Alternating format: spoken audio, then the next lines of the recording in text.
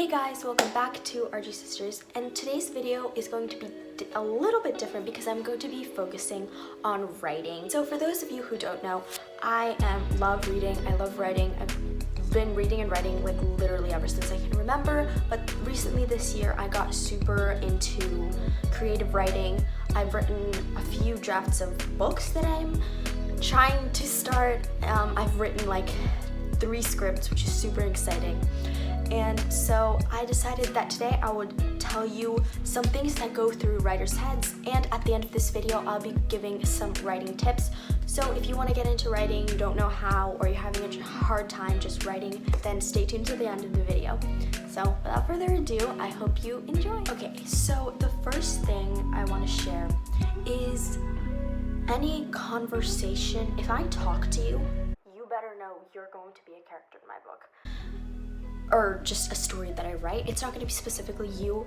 Just sometimes when I talk to people, I pick up on like gestures that they make. Like if they're asking a question and they tilt their head, or if they play with their hands when they're stressed, or like touch their ear when they're nervous, or like tug on their ear.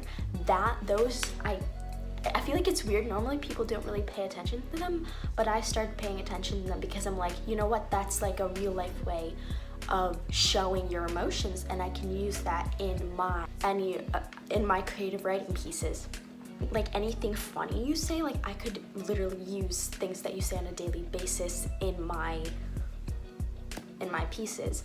So I think that normally people don't even know how attentive, personally me, I'm become super attentive to smaller things, because I feel like when you're watching a movie, you know, you see everything. You see the emotion that the character is showing, you see just the background, the situation that they're in, what people are saying to them and how it makes them feel. But in a book, you don't have that visual, so you have to describe that visual with words, and to do that you need to observe how real people function in order to then transfer it into a fictional world, if it's like a fantasy world, if it happens to be. The second thing that I think a lot of people don't even know is that literally I have just 4 different notebooks filled with like the randomest things. Like it could be like everything from like character plots, story plots,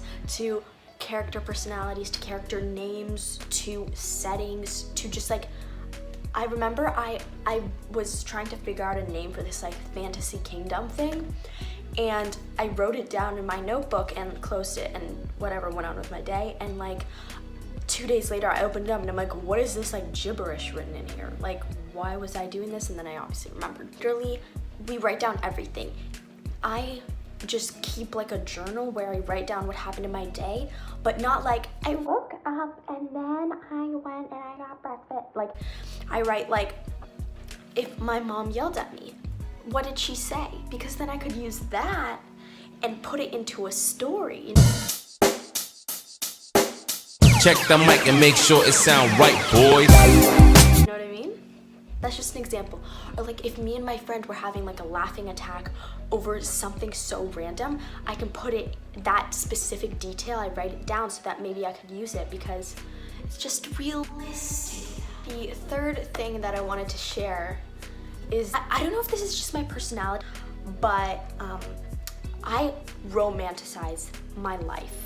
Like I just romanticize everything and anything that could be romanticized. Make it like I'm in like a romance, like drama novel, because it's just so much more interesting that way.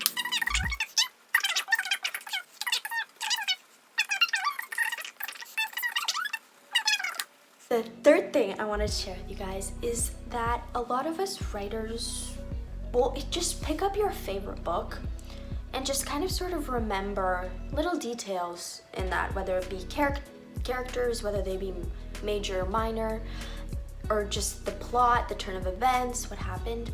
I'm telling you now, not that whoever that author was that was writing that book is most likely about them, but not in the way you think it is about them.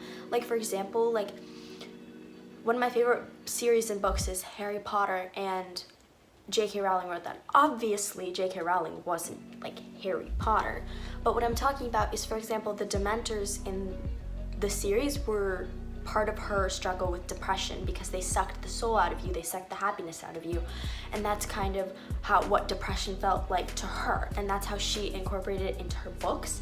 So I think a lot